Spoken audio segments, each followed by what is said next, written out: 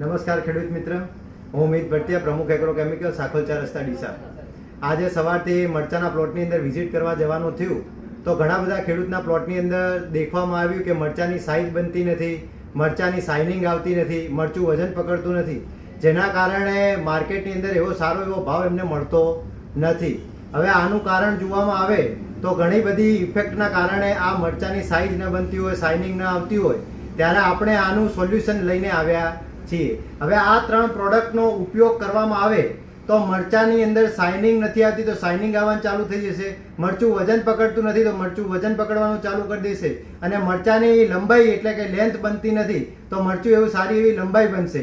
હવે આ 3 પ્રોડક્ટની વાત કરીએ તો આ જીવાગ્રો કંપનીનું સિયાપ્ટોન છે, આ આઈસીએલ કંપનીનું પીક1 છે અને આ એફએમસી કંપનીનું કેસબો છે. હવે આ નાખવાની વાત કરીએ તો આ સિયાપ્ટોનને 50 ml પર પંપ એટલે કે 15 લીટર પાણીની અંદર, પીક1ને 100 ગ્રામ 15 લીટર પાણીની અંદર, અને આ એફએમસી કંપનીનું કેસબો એ 15 લીટર પાણીની અંદર 40 ml નાખવાનું થાય છે. એકવાર આનો ઉપયોગ કરો અને મરચાની સારી એવી લંબાઈ બનાવો, સારું એવું શાઇનિંગ મળશે અને સારું એવું પ્રોડક્શન તમને મળશે.